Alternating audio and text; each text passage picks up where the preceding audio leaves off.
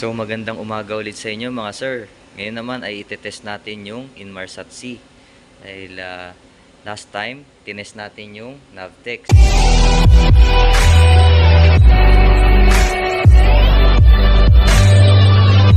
So merong tatlong klase ng test dito. Punta ulit tayo sa ating guide. So sa Inmarsat C, ang mga test na pwede is PV test, diagnostic at distress button. So ang gagawin muna natin ngayon is yung PV test. So sa PV test, punta lang tayo sa F7. Tapos yan, lalabas na yan. Tapos enter. Tapos page up, PV test. Select lang natin yung PV test. Start, yes. O, starting PV test. Hintayin lang natin yan mga sir.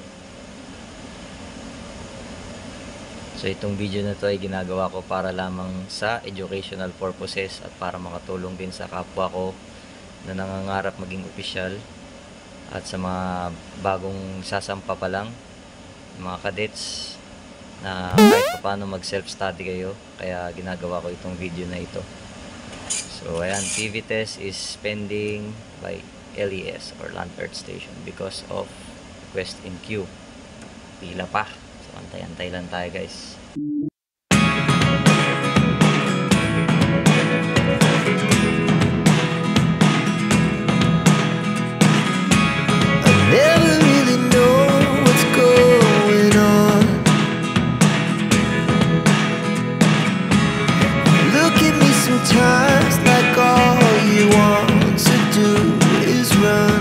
Gawa ko itong video na ito ay para sa mga aspiring officers na tulad ko at para rin ma-review ko yung pag-testing ng mga navigational equipments dito sa bridge, dahil kahit minsan alam mo na yung isang bagay pero hindi mo laging ginagawa, makakalimutan mo yun. So continuous practice lang po mga sir, and para rin may pang sarili akong reference.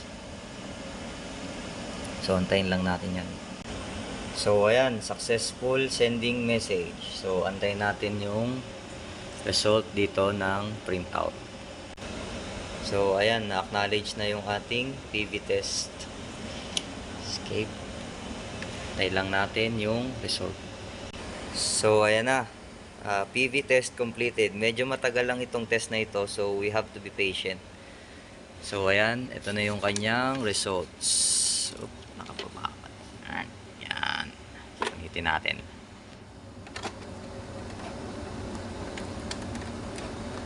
PV test complete. Right. So ito na yung kanyang results.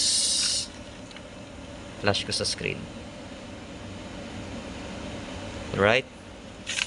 So next naman sa pagtest ng Inmarsat C is yung diagnostic. So sa mga medyo nakalimutan na, tingin lang lagi tayo dito sa sa guide natin. Lahat ng barko merong ganyan, quick guide sa pagtest ng mga navigational equipment. So ngayon, test natin yung diagnostic. Ganun ulit, punta lang tayo sa option F7. So F7, tapos enter lang natin yung test. Select natin test. Enter. Tapos select lang natin yung diagnostic test. Enter. Start. Yes. So yan. Now testing.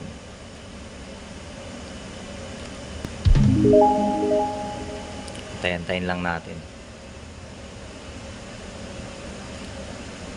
Yun. Mas mabilis itong test na to kaysa sa PV. So ayan, ayos na yan. Pwede natin siyang i-print screen. So click lang natin. Kung gusto nating ma-print siya dyan, click lang natin yung print screen. Magpiprint na yan dyan, automatic.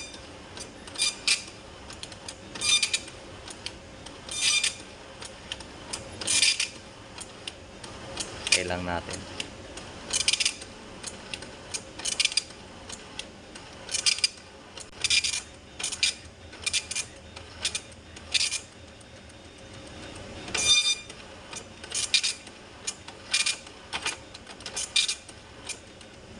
Yun, tapos na. So, file na natin to.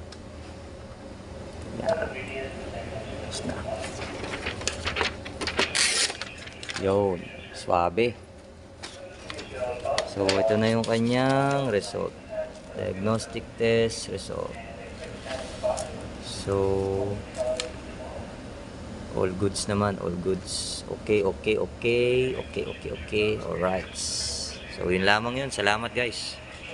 So, ngayon guys, ang itetest naman natin ngayon is yung distress button test. So, punta ulit tayo sa ating quick guide. So, first is click F7 ulit. Then, select natin yung test. Tapos, select lang natin yung distress button test. Click enter.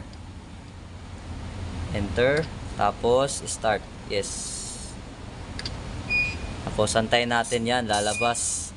Distress buttons entered into test mode. So, pwede na natin siyang pindutin for 5 seconds. 1, 2, 3, 4, 5. So, yan. Lalabas. Distress button works correctly. So, antayin natin yung printout dito. So, i-print screen natin. Print screen. So, yan. Lalabas na yung result dyan.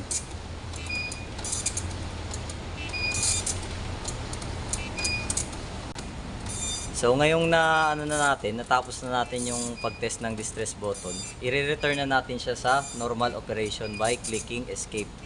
So, click lang natin escape. Tapos, escape ulit. Tapos, yan lalabas, distress button, return to normal operation. So, yun lamang yun guys. Maraming salamat po. Teka muna. Ano nga ba yung Inmarsat C? At ano ang purpose nito? So guys, comment down below kung ano ang Inmarsat C.